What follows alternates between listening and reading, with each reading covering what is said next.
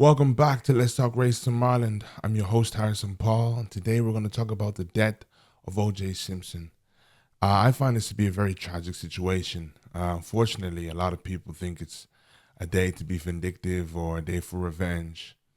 But ironically enough, strangely enough, I was actually having a conversation with somebody quite recently about the difference between, I guess, the revolution, African revolution between the African Americans and the European Africans, and the difference in how, like, I believe they're way better than us. And I actually use the OJ case as an example of that. So that's what I'm going to explore in today's video for you guys to understand that. I'm actually very saddened by this news. I don't celebrate when anybody dies, and it's just such an unfortunate story. I want to also express that I have this emotion about someone like OJ, considering the fact that he was a bit of a traitor, not a bit, but a big traitor. I'm thinking about that we have traitors here today in 2024. Uncle Tom's in 2024. I cannot imagine how it was during those times when he was in his prime and young man. You probably just want to do what's best for you, what you think is going to get you out of being black. It's so funny because someone on my Twitter, actually, one of the trolls, actually went and got an old tweet of mine where I remember that season, about 2022, probably 2021.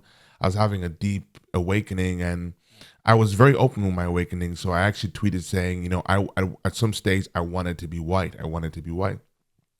And he posted that and said, haha, like, how are you fighting for black rights when you wanted to be right? That kind of thing. And he obviously doesn't get it. That's why what I do it for black people. Black people will get it. I did it because I felt like if I could escape my skin, and people say, let me not go there, but if I could escape my skin, I could advance. I could be, I guess, a premium human being. This is something that we all have once felt. Well, if you either felt it consciously or subconsciously. And really, I don't even think I meant that as a conscious way. I just remember having times where I would relax my hair excessively. I remember the way I would change the way I talk. So I don't think I ever actually dreamt about me having white skin, but may have my behavior, wish my hair was like that, wish my looks were like that, wish my nose was smaller, wish my lips weren't as big. And this is basically it, right? I wish my culture wasn't so African. I wish it was Western. I wish my parents, the home I came from, was an African speaking home. So when my mother or father spoke in front of my friends from school, it wouldn't be so harsh African accent. Just wishing I could escape from who I was as an African person because of the stigma. Stigma is a bad word to use because it's a defamation of the black man and Africanness and how they attach it to poverty and stupidity and underdevelopment, if you want to call it so. And less than human. But the debate I was having with this brother, and there was a sister involved as well. They're from Dublin. There was this incentive that I was kind of saying, African Americans, why they're so great is because of the hip hop. Basically, we were talking about how hip hop culture was formed and shaped by rebellion culture, right? And I think that's the point that went over their head. The very term rebellion, right? But I kind of said in that video, in that clip, that hip hop culture, any entertainment for black people comes from the fact that it comes from the revolution culture. And now what this lady had a problem with was how I said we assimilate too much. We assimilate. This lady felt like we don't assimilate because the very reason a lot of us don't succeed is because we refuse to brand ourselves as very, very Irish. And I think that's where she kind of misunderstood my point, right? Because I'm now at a new level where anything that's not rebellion is assimilation to me. Because we have now arrived at a place where, and we know, I've just, spoken about justice for Luke, Luke, a young black boy who lost his life. Anything that's not, I want to say, intense to me at this point is assimilation. because there's only one reason that you are not as intense as you should be. Let's say this for instance. If a white girl was now unalived in Dublin, I'm sure intensity, and no one would have any shame in being intense, heavily intense. If there was a huge pattern for many years, let's say, of white women disappearing, due to black men, I'm sure you would see certain people become intense and everyone would understand their intensity. It is only black people where our intensity is always monitored. We're not allowed to be intense. We have to keep our movements in the parameters of what they allow us to have. For anybody who's here for OJ, please follow me. I'm going to get there. So that's the argument. That's the debate I was having with these people. So I think she was more thinking about, assimilation. Well, no, we kind of we have our vibe, but we have ourselves. Like, of course we do. We're Africans. We're never going to change that. Of course, there are some of us who really push up that lane, like an OJ says, I'm not black, I'm OJ. We definitely have those. But then a lot of us, we love some Afro music. We love some, and that is my problem. A lot of us think that being black is loving a bit of Afro music or certain cultures. I think what you're trying to ask is why am I so insistent upon giving out to them that blackness, that black power, that black pushing them to identify with black culture. I think that's what you're asking. I have no choice over it. In the first place, to me, we are the most beautiful creatures in the whole world, black people. That self-determination to say, we are going to put a stamp in our story. We don't care how you feel about it. We're going to fight our cause. It's the level of rebellion and how much you're willing to go when it no longer becomes comfortable to people who don't even see really how much this situation means to you, because it doesn't mean that much to them. And that is where black people fail. We're not prepared to step into a confrontational place where we lose everybody, but all you got is the next Jew. Watch what I just did there. Or you lose everybody, but all you got is the next brother or sister. We still feel we need to be attached to white society. That is a post-traumatic slave syndrome, but that's for another day. Let's watch this clip, right? For the old people who came from OJ, I'm back now. I had to set the grounds for this. This is the reason why African Americans are further ahead in the fight for revolution, the fight for liberation. I was trying to explain to this brother on the phone, and actually OJ was one of the examples that I used the day before yesterday, and I found out he passed, and now today, and it was kind of spooky. I was like, okay, I have to share this, right? Whether anybody may feel like it's relevant or it's not.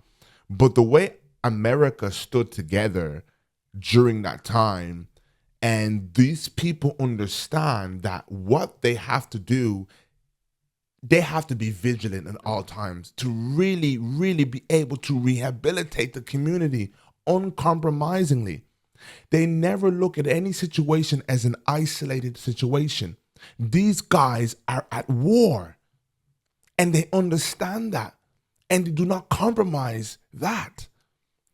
You cannot compare it to black and Irish people here, where everything we do, it is in the parameters of what we are allowed to fight. African Americans break rules, and I'm going to get into that breaking rule thing. What are you pointing out? Mm-hmm. You're pointing out something that is at the nexus of the black struggle. If you do not break the law, you do not change the law. Right. Study history. History is made by those who have broken the law. Let us keep in mind, Martin Luther King Jr. was once a felon. Frederick Douglass was a felon. Harriet Tubman was a felon.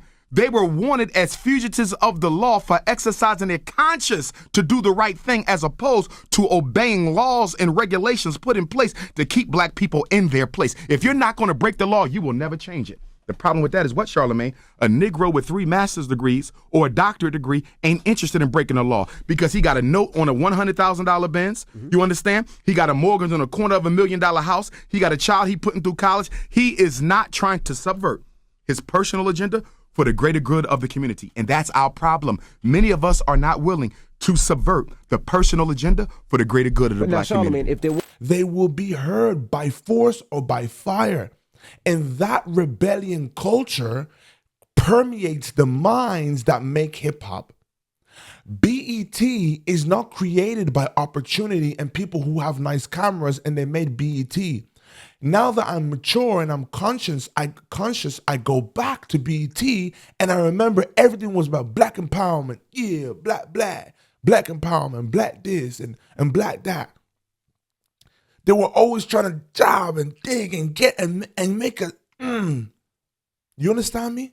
And when I think of the movements that we have here, with all due respect to everyone who's trying to put their hand down, there's no sense of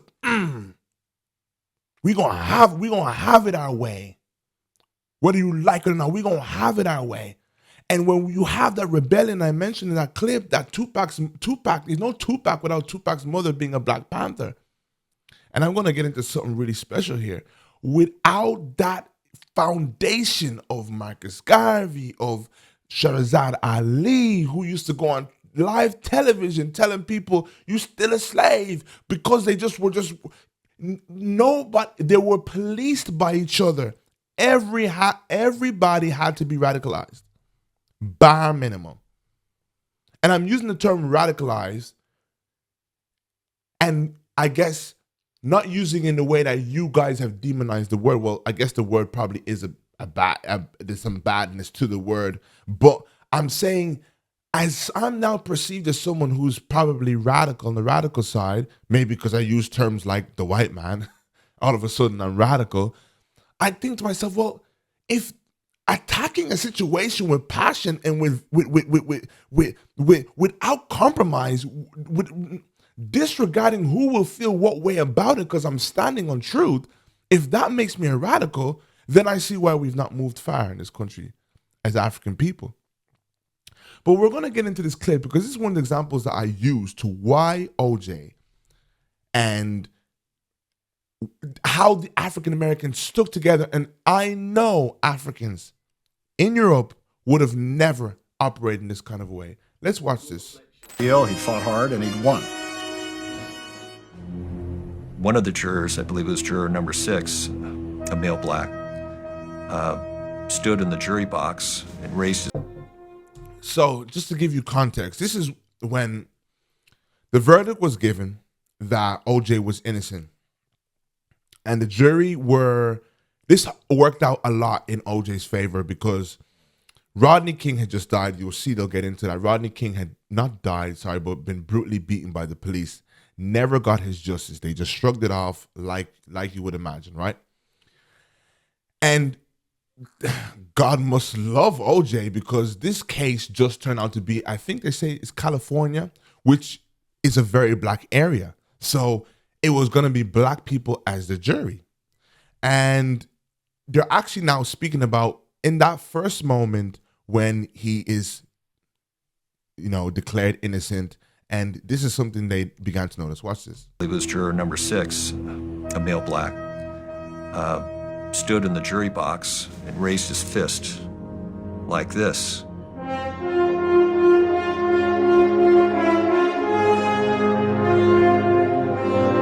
What?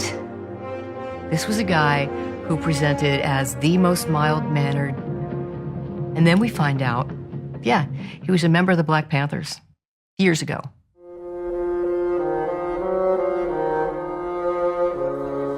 Later, I was talking with the deputy sheriff. He had taken jurors to where they were released. He said all across this parking lot there was like high fives and cheers and smiles, and he said I heard it over and over. That was payback for Rodney King. We, the jury, find the defendant not guilty of the crime of assault with a deadly weapon.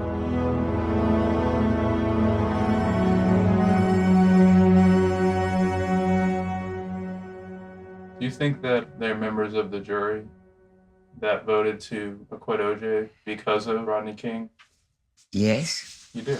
Yes. How many of you think felt that way? Oh, probably 90% of us. 90%? Did you feel that way? Yes.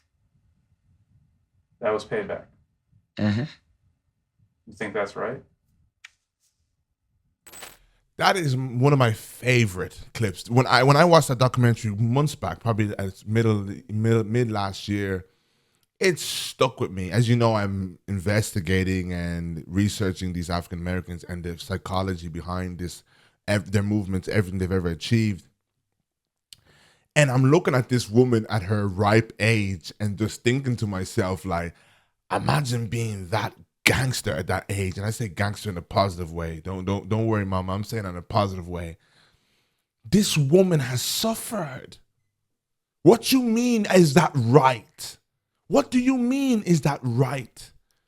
I'm sick and tired of us, like I said before, always having to be policed and monitored where no one wants to police and ever think and say, I wonder what it was to grow up in a black skin. I wonder what it was. Someone like me grew up with a football coach used to make black monkey jokes every single time that we had to laugh off like it was funny. And the whole team will join in. I wonder, now you ask me questions like, why didn't I want to be in my skin? Understanding that your skin was a joke? I wonder what they had to go through. No, and that's one of the main reasons I am the way I am today. Because this is a very one-sided society. We don't want to see the cause of anybody's pain, and then we just have to tone our actual displeasure with things. And yet you're in a relationship with the people who you can see don't really care. So then you have to tone your fight because you know someone's not going to care as much about my trauma as they should. So guess what? I'm supposed to tone down how I actually felt about it or find a way to appease them in their white fragility. You must be having a laugh. That is what it is to be black. I really, really love this. Now, let me play one more clip. It's an African-American lady. She's brilliant. I love watching her. She's brilliant. And I'm going to, again, show you the difference between African-Americans and Africans in the diaspora. And I'm going to get into the psychology of it very quickly. Let's give this a watch. Hey, y'all. So I'm seeing a lot of energy online today with people reliving the whole O.J. Simpson trial after they heard that he passed away today. And I just want to know, like, where is that same energy for the countless number of black men who were lynched for, being falsely accused of doing things with white women? For example, at the Lynching Memorial in Montgomery, Alabama, you will see a lot of examples of this. Robert Morton was lynched in Rockville, Kentucky in 1897 for writing a note to a white woman. Okay, y'all, here's another one in South Carolina where a man was lynched for knocking on a white woman's front door. Now, I'm not here to take up for OJ. If he did it, that's between him and God. But what I'm wondering is, if Nicole was a sister, would America be so up in arms? We also have to look at what happened to Emmett Till and the negative stereotypes that have been painted against black men as it relates to white women. And that film, The Birth of a Nation, that painted those negative stereotypes of black men was shown at the White House. Hey, y'all. That's so crazy because today I was just watching one of Dr. Umar's interviews 7 years ago, and this same point was mentioned actually about the film, But like, guys, they're all, when you think about Black Panther movement, when you think about these movements, these people, and one of the main things that I love so much about African Americans is that they would gather in places indoctrinating each other. So I like to watch like clips of like Malcolm X talking, or clips of Martin Luther talking, or clips of Farrakhan or anybody like that. They would gather, like we get out now, we can get on our phones, we can open our phones, whatever. They would gather and know that, okay, so-and-so is going to be here at 6 o'clock for what? Solely just to encourage you and indoctrinate you in a certain mentality. And you want to compare ourselves to that? Now, people will say, somehow we have a different history, we whatever. Please check my other videos where I discuss what Europe has taken from Africa and the amount of Irish people that were involved. 50,000 men, 50,000 Irishmen died for the British Empire during colonization. There are places and roads within Zimbabwe, where I'm from, with Irish names: Tyrone, Ulster. I have so much evidence, but today is not for that. I want to break down the psychology of African Americans today, because that's for anybody who wants to begin to feel like Irish had no involvement or whatever. I can give the long list of names. There were also, I think I gotta give you one more piece of evidence, so you guys don't think I'm playing around with you.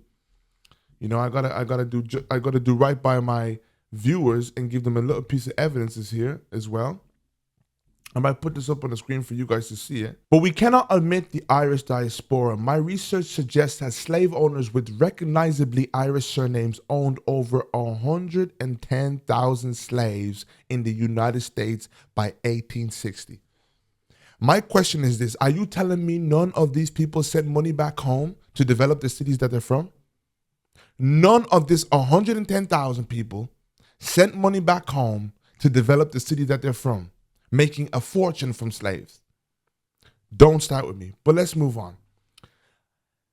African Americans have been indoctrinating themselves, and if some will say radicalizing each other, and that is what creates this culture that they have. BET is not created by mere opportunity. BET is created by revolution. BET is not created by mere opportunity and someone who has a nice camera and people who have a little bit of money. It is created by a way to say, we are going to bite back. The problem with Africans is that we don't want to have that kind of a tone. Yet that tone is necessary. It is totally and utterly necessary. Let me tell you something. For my African American people watching, and maybe for my African people in the diaspora watching, you could understand yourself a little bit better as well.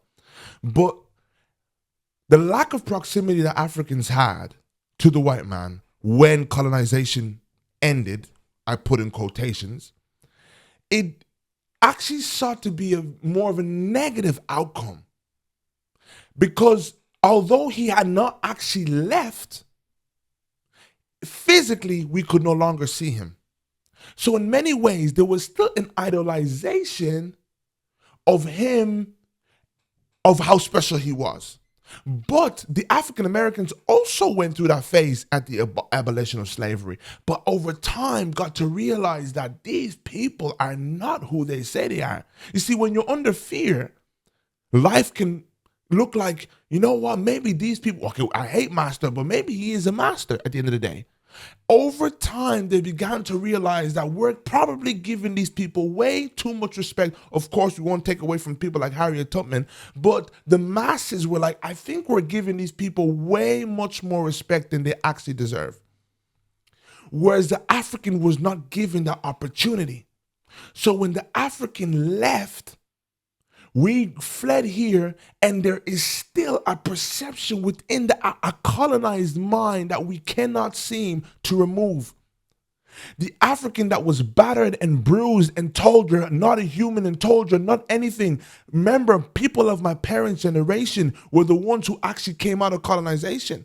They got independence when she was 16. That means that my grandparents and most of our grandparents who are in their 70s or 80s would have been in the height of colonization. And then we talk about their parents. So what does that mean, brothers and sisters? That means they're raised with a colonized mind, and that means our parents are raised with a colonized mind. And someone say, no, I was raised to be confident and believe in myself. I don't think anyone's better than me. Please do not underestimate decades and years and hundreds of years of severe brutality. Can you not undermine it for your self-pride? Please? Because it's evident.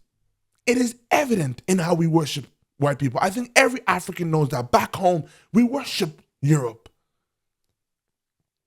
So we have a post-traumatic slave and a colonized mind that we took with us here. Please hear me. Please hear me.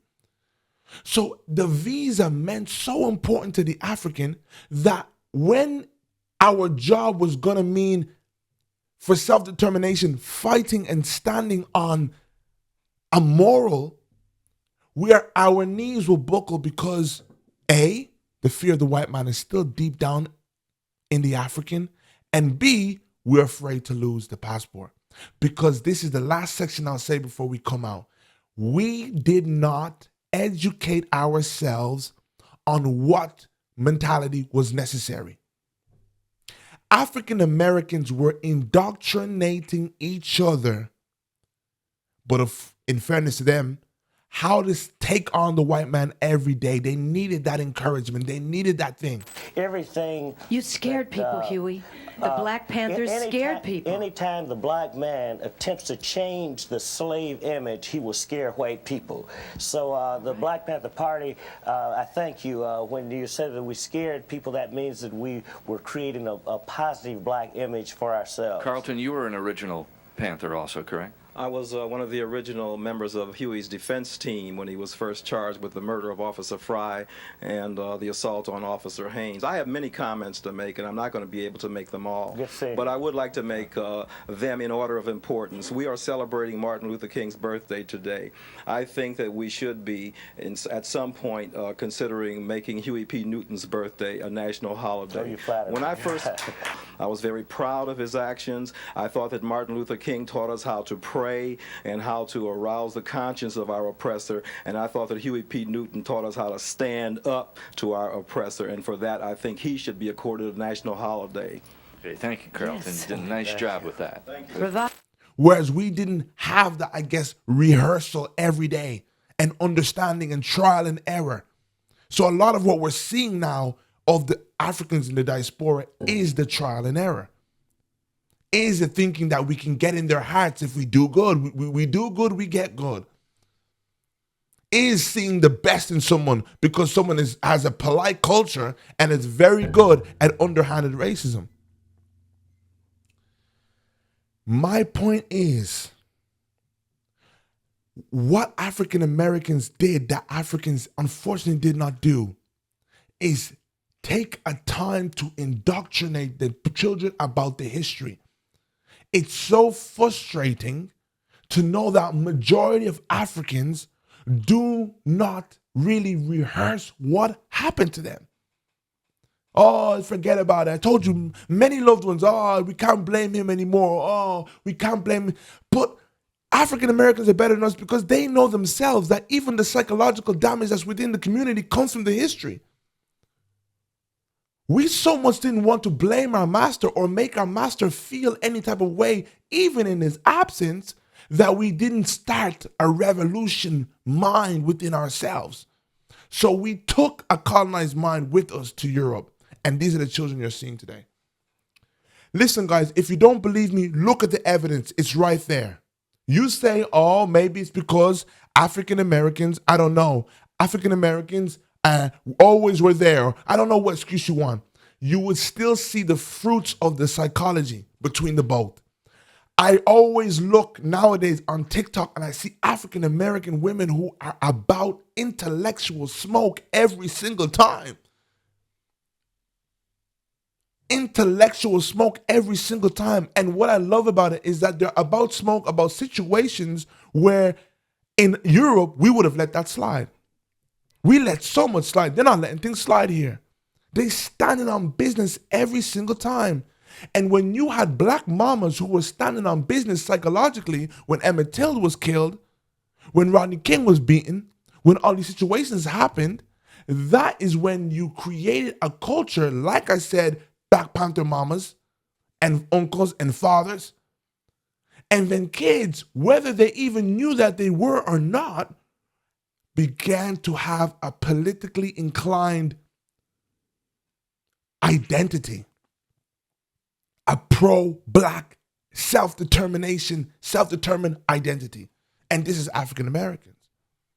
So this OJ situation really explains it so well. It wasn't about OJ. It was about the pain of black people. You know how much trouble they would have got in? I know every black person would have buckled in their knees. Oh, I'm just happy the white man even let me here. I just have to now prove my morality. These people have been trying to prove their morality to the white man for so long. They got tired of it. They probably got tired of it in the 50s. They got tired of it in the 50s. Or maybe in the 60s. I'm not sure I think this was the 70s. And they got tired of it. And then they began to develop the mentality that would really actually get them a black president. We can debate whether or not he was a good enough black president. I understand that. But if you look around at America, you see black mayors and everything, and it's not the mere presence of, it's not just mere time that brought that about. It's the psychological development of the fight, of how to go about it, the posture to have as a people that will demand the respect that you want. Woo! Thank you so much for watching. Make sure you like, share, subscribe. Rest in peace to OJ. God will deal with you. As that lady said, God will deal with you. But rest in peace to OJ. And thank you so much for watching. And I'm on a mission for you.